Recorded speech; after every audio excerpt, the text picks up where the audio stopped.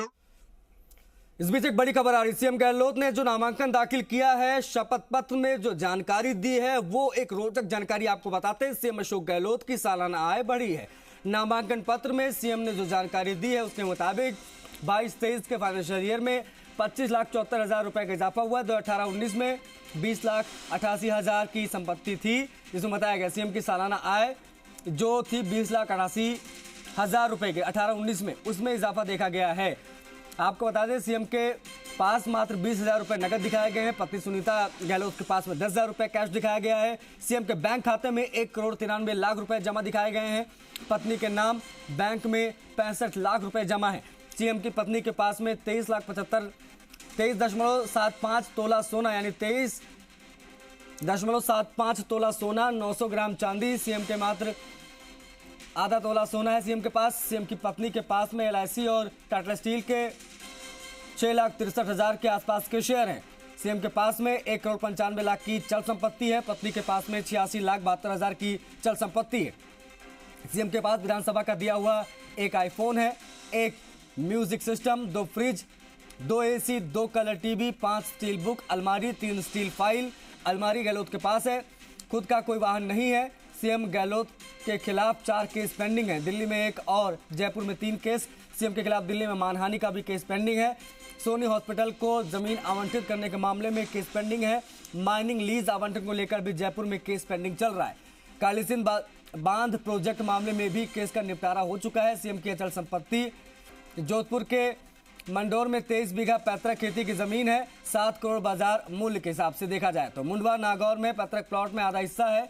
जोधपुर के मां मंदिर में पैतृक प्लॉट में आधा हिस्सा है। बाजार में कीमत 38.55 लाख। दिल्ली के द्वारका में एक फ्लैट, जयपुर के मानसरोवर में शिप्रा पथ पर एक मकान, जोधपुर में ब्रह्मपुरी में पैतृक मकान में 1/3 हिस्सा, मंडोर के कच्चे मकान में 1/9 हिस्सा। सीएम के पास अचल संपत्ति का कुल बाजार भाव 8 करोड़ 32 लाख है। पत्नी के पास 55 करोड़ की अचल संपत्ति है। भवानी हमारे सहयोगी कनेक्ट हो गए फोन लाइन पर।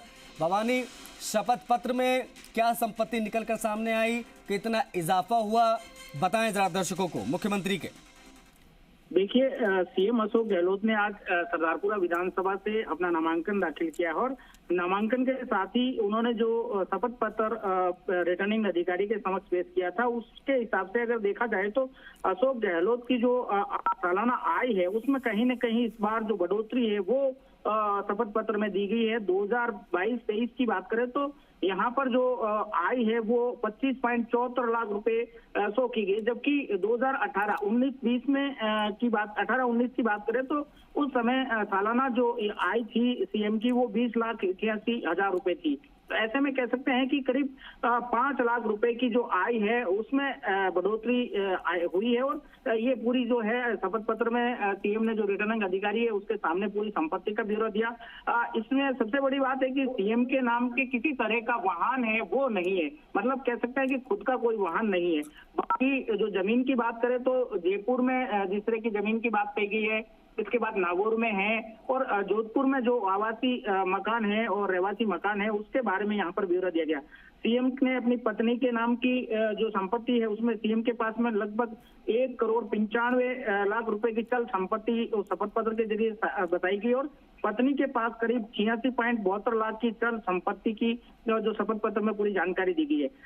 इसके साथ ही आईफोन, म्यूजिक सिस्टम, फ्रिज जो कि एक घर में सामान होता है, घर के सामान की पूरी जानकारी दी गई थी। साथ ही सबसे बड़ी बात है कि सीएम के नाम का किसी तरह का वाहन नहीं था। ये एक बड़ी बात कह सकते हैं कि सीएम लगातार पीएम है और सीएम के नाम से एक भी वाहन है वो नहीं था। इसके साथ ही चल और अचल संपत्ति जोधपुर के मंडोर में जो पैतृक जमीन है 23 बीघा खेती की जमीन है उसमें हवाला दिया गया है। इसके साथ ही द्वारका के फ्लैट का हवाला दिया गया और सीएम के खिलाफ 3 मामले पेंडिंग शपथ पत्र के जरिए बताया गया है कि एक जयपुर में और 2 दिल्ली में, जिसमें एक मानहानि का केस है जो दिल्ली में अभी पेंडिंग है और एक जो मामला था कालीसिंध बांध प्रोजेक्ट का उसमें निपटारा हो चुका है। जी, बहुत शुक्रिया भवानी तमाम जानकारियों को साझा करने के लिए। तो सीएम के शपथ पत्र में क्या चीजें निकलकर सामने आई वो हम आपको बता रहे हैं। नामांकन आज मुख्यमंत्री ने दाखिल किया तब ये चीजें सामने आई हैं।